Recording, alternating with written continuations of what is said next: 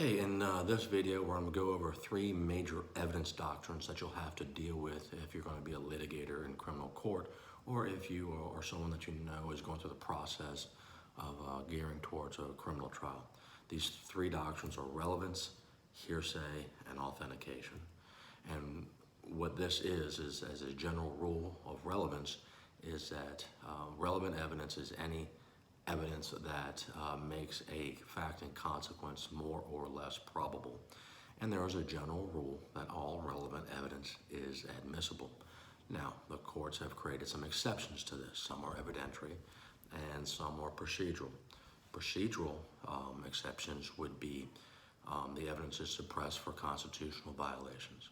So the drugs are relevant in a drug case, but if they were seized improperly, they may not be admitted into evidence even though they're relevant.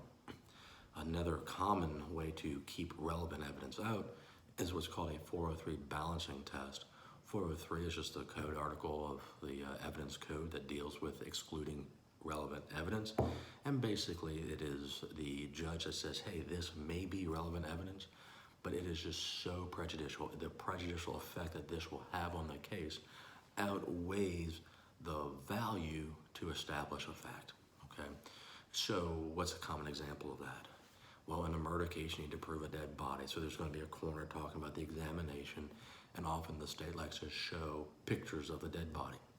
Sometimes that's fine. You want to show the trajectory of the wound, where it went in, and if we're talking about distances of gunshots, so the patterns on the wound are going to be important. But you really don't need to see the head sawed open and the brain being removed. That is really disgusting. People don't need to see that. It has nothing to do with the case. The person is dead. A death certificate would show that. So that type of case, that type of photo, though relevant to show death, is extremely inflammatory and would often be excluded.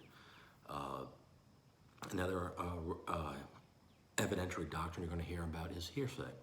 Hearsay is simply something that is said out of court by somebody other than the witness on the stand.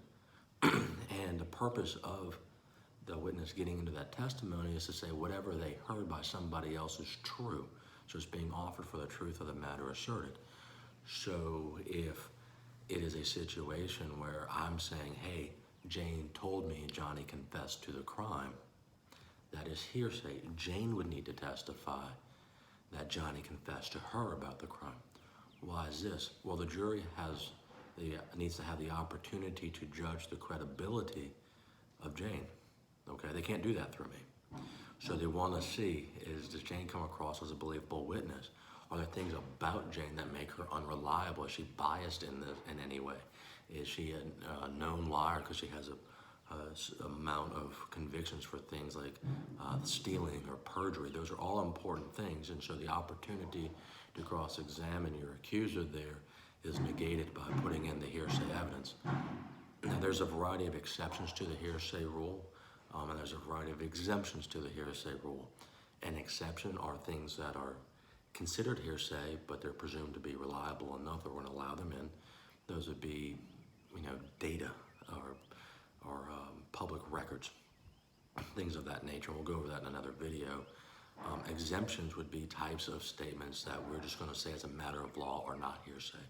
So if I'm on trial for something, I've made an admission to somebody else. That somebody else can come in and say what I said because it's a statement against my interest. That's just one example of a statement that would not be considered hearsay. The last major evidentiary doctrine you want to be considering if you're preparing a case for a trial is authentication. It is basically that a person or a document is what it purports to be. So when it comes to testimony, what you're going to want is you want to authenticate the witness. What does that mean? Well, that means the witness actually saw the event. The witness can actually testify about firsthand knowledge about something about this case. There's an exception for experts, but it's because of their expertise they can testify about something about this case. So you have to authenticate the witness, but you also have to authenticate documents. Is there a crime lab report? Well, was it generated in preparation for this case? Was it done by a competent professional? If it's a business record, someone from the business will have to say this is something we prepare in the normal course and scope of our business to authenticate the document. So those are three major evidentiary doctrines that all trials have. If the litigators fail to satisfy any of the requirements of those doctrines, evidence can be excluded from the trial.